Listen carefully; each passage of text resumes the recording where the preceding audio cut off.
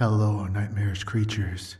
Before we begin, we would like to thank our patron supporters, channel members, and of course, all of our subscribers. All of you are what makes the Hollow Throne a real scream. We would also like to thank our sponsor for this creepy tale, Noble Somatic Wellness, ran by the wonderful Erica Hoff. If this summer has left you with aches and pains, why not have it removed by the talented Erica Hoff herself? I know I will be soon. Link is in the description below. Now, let's get into tonight's creepy tale.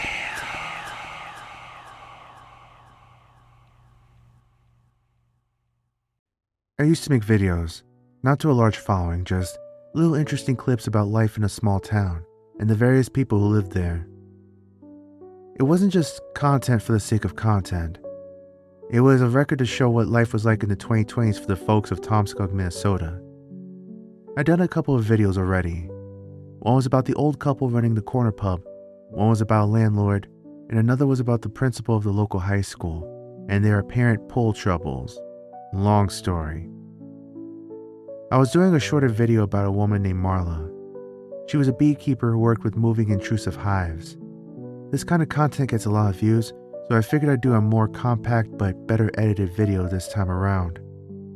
I'd done my research, prepped my gear, and was rearing to go. I met Marla on a Thursday morning in late May. We took her pickup, had a gas station sandwich for breakfast, and stopped for a quick coffee. I talked to her a bit about her job, her life, and her aspirations, small town stuff. She was the kind of woman who was happy as long as she could keep up with her payments and have a bit left over for a Netflix subscription. Wholesome. She drove me out to the side of the day, talking to the camera as we went. We were turning further and further off the paved roads as the suspension struggled against weeds, rock, and gravel. There's a hive near a walking trail, Marla explained. A couple of folks called in about their dogs getting scared. It should be fine, but we're going to gear up just in case they're mistaken. You expect us to get stung a lot? I asked. Not really. She smiled. Not if you know what you're doing. But there have been times when folks have called in about a hive, and it turned out to be paper wasps. Not as pleasant as honeybees? No. She laughed. No, they really aren't. We passed through a section of trees that covered both sides of the road, the branches hanging low enough to scrape the hood of the car. Emerging on the other side, a field opened up to our right. A large, wide-open field covered from end to end in blue flowers, a local variety that is apparently sort of rare. I asked Marla about them.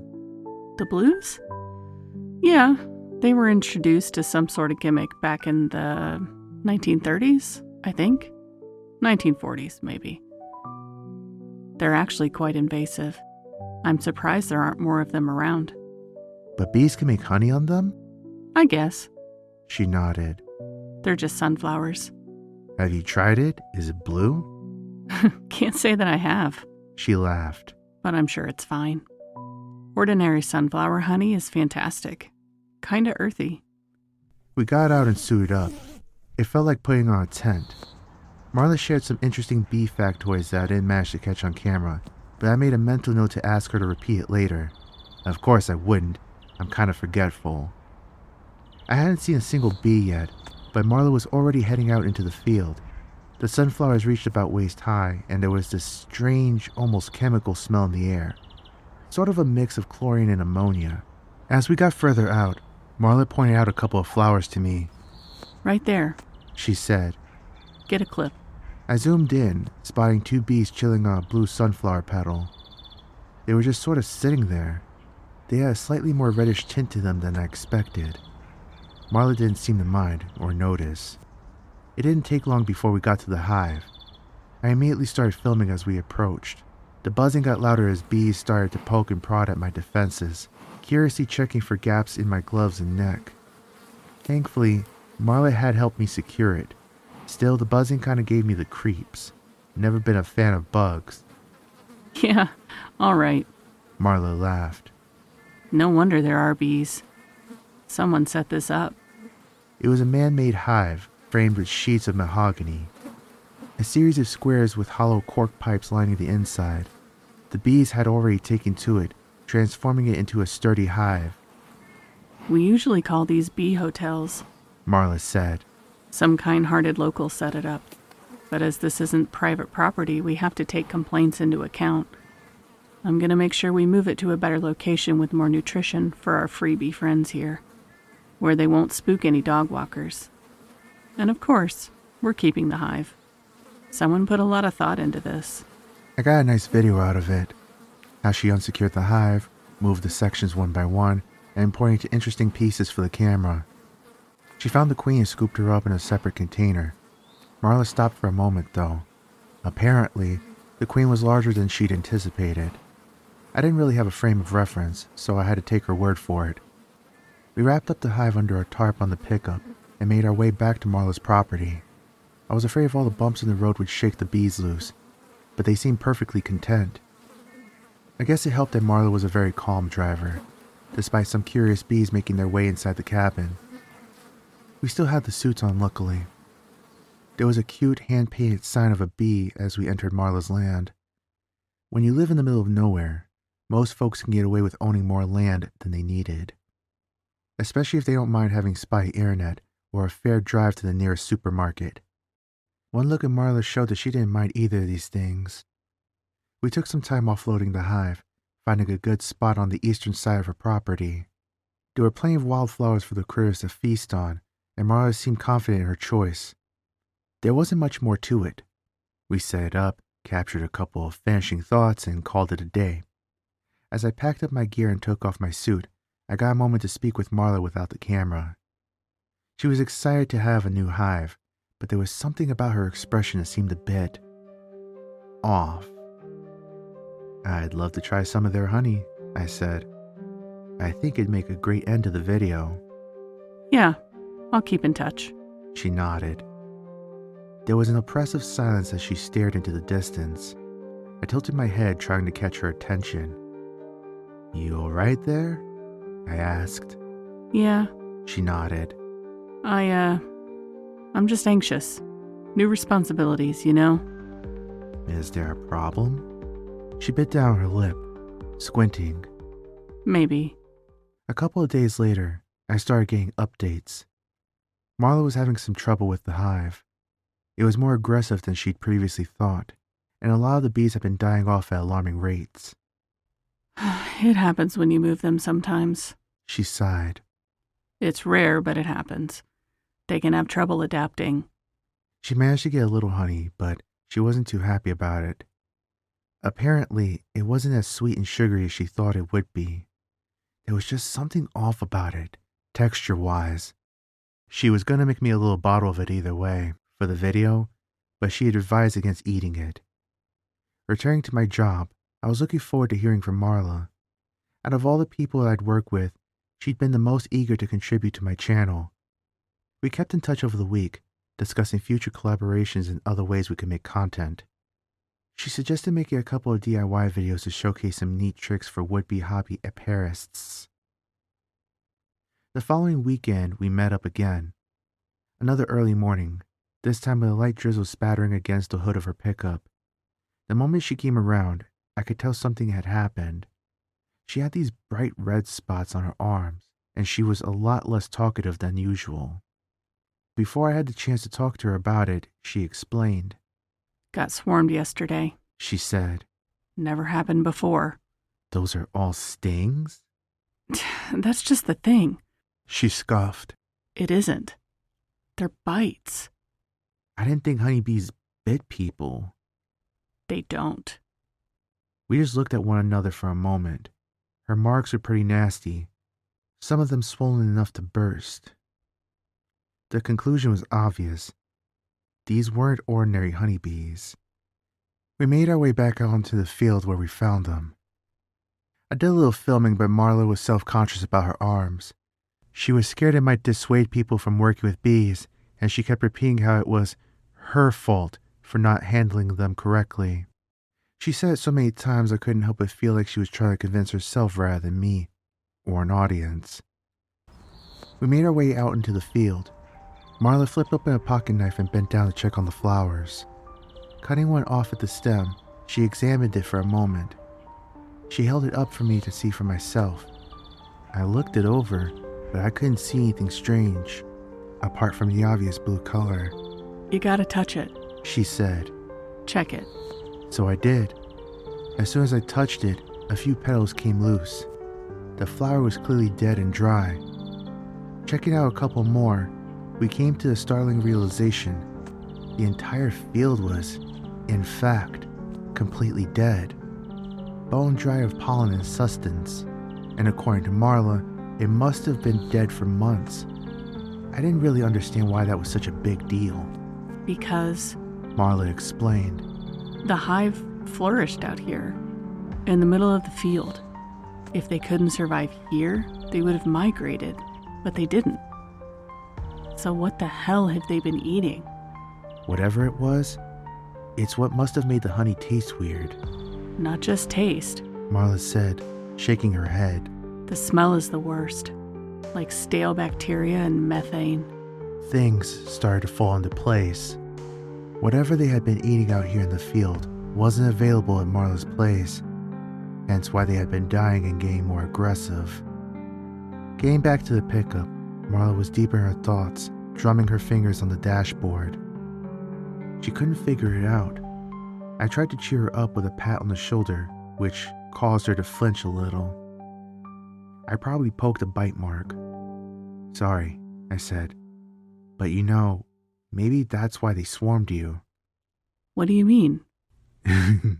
Well, maybe they tried to eat you up, I chuckled, pointing to her arms. Bees don't do that. Said Marla, her face stern. I know, I nodded. Sorry, bad joke. But I could tell I planted something in Marla's thoughts, something that worried her. As we went back to her property, she explained that there was indeed a kind of bee that was carnivorous. There was a type of bee called the vulture bee that fed exclusively on meat. Mostly carrion, though. They weren't active hunters. They couldn't be, as they were stingless. You think these might be vulture bees, then? I asked. They live south of the border. She explained. Can't imagine them just, popping up. And even so, they wouldn't be this aggressive. Would explain the honey, though. Marla's face went pale. Had she been eating meat honey? I decided on holding off on posting my video. This was turning into something more interesting, and I wanted to see it through. I filmed a couple of shots where Marla got to explain the intricacies of vulture bees. She did it in the frame of an interesting fact rather than a suspicion, but I could tell something had changed. She wasn't as certain anymore, and a bit of eagerness had run out of her. There was a tangible worry there. As we went back to check out the hive, Marla stopped. Her eyes widened. Turn off the camera, She hissed. 3 dead pigeons covered in bees. From that point on, I was fully invested. This was something neither of us had seen before. Unfamiliar ground. It didn't take long for Marla to confirm the honey she'd harvested did, indeed, contain a meat protein. After that, it was just a matter of observation. Yes, the bees ate flesh. They bit instead of stung. But they weren't vulture bees. These were larger, more aggressive, and had a wider abdomen. Their mandibles were longer, and they had a slightly reddish tint to them. It was difficult to tell whether the color was a result of mutation or blood. The dead pigeons were stripped to the sinew in surprisingly little time. Marla didn't know what to do. She'd been working with preserving bees since she was a teenager, and this whole situation was testing her. She didn't want to just kill the hive, but she couldn't let them spread either. These can be highly invasive, but she took too long to decide. Just a couple of days later, 2 of the other hives on her property had been completely decimated. The red bees had killed and devoured all of them, leaving only empty chambers and hollow carapaces behind. When Marla FaceTimed me about it, she couldn't hold back the tears.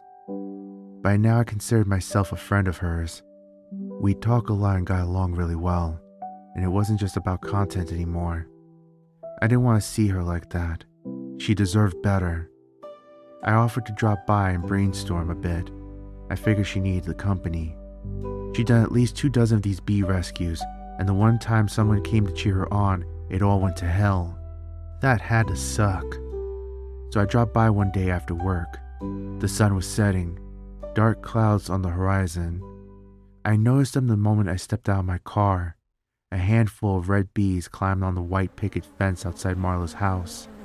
A few others were clustered in a particular spot near the edge of the house, no doubt feasting on a small bird or rodent. I went up to the door and rang the bell, ducking from a couple of curious bees trying to make themselves comfortable in my rough post-work hairdo. Marla invited me into her kitchen, offering me homemade lemonade. She had these custom-made coasters with cartoon bees on them, along with the logo of her rescue. I could tell she'd taken a couple of sudden precautions. There was tape lining the edges of her windows, as well as a plastic sheet covering the ventilation duct. No wonder the air felt stale. No one knows what to do. She sighed. I called the Wyatt brothers, Southbound Appy. They can't even believe it. They actually don't believe that I have what I say I have. And what is that? What is it you have? She sighed, scratching her eyebrows, a kind of nervous tick. There's no name, but I know what they do. I know now. They're like vulture bees, but... She threw up her arms in surrender. I could tell she was tired. One of her eyes drooped a little lower than the other. Might have been from a bite, too. Marla spent the better part of an hour showing me websites, witnesses to similar bees, drawings, and descriptions.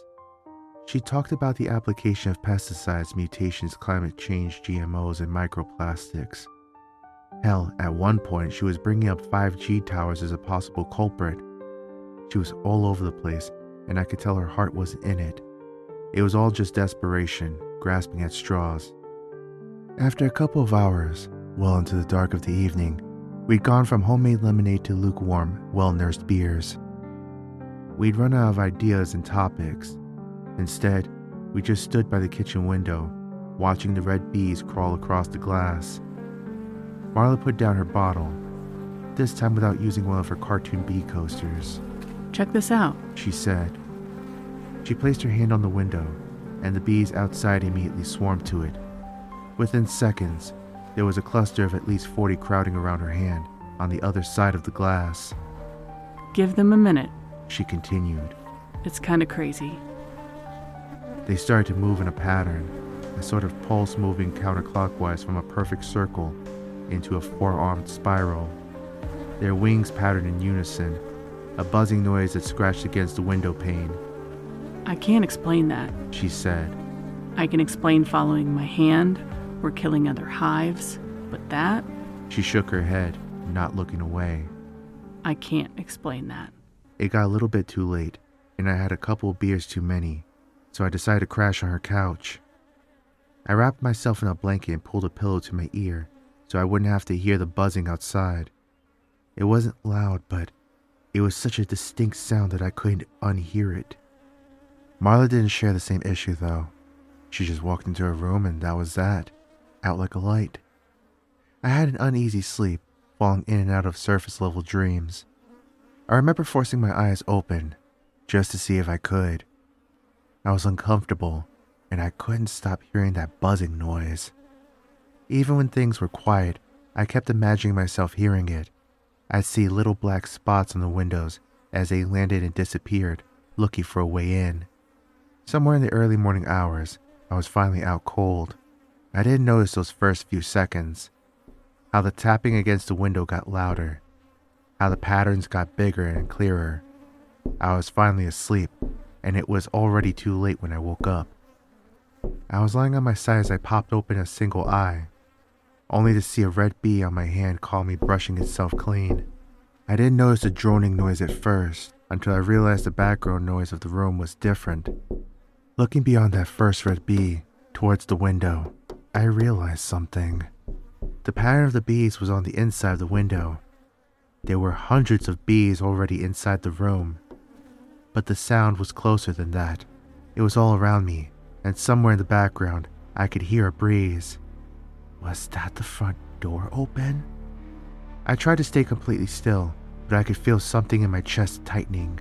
I wanted to brush the bee off, but I couldn't bring myself to move. Something was holding me back, keeping me from just waving my arms around and getting out. There was something more to this. Seconds later, there was a noise, a rising murmur, like a moving mass. Best way I could describe it is a vibrating burlap bag followed by meaty footsteps. Not loud, but not quiet either. Someone didn't care too much about waking me. If there was ever a time to get up, to run, or to fight, that was it. But all I did was lie there, staring at that one red bee on my hand, listening to something slowly approach from behind. It's as if I knew how badly outmatched I really was. I could feel something shift as the side of the couch was grabbed, creaking noises as fingers dug into the old leather, snapping noises, sinew and muscle stretching and realigning under a thin layer of skin, forced breathing and hissing descending on me from above, little sniffs, then silence. I held my breath. Less of a noise and more of a collision of wings and carapaces, a shape buzzing. The red bee on my hand looked straight into my eyes, not a single twitch. Nothing. I didn't.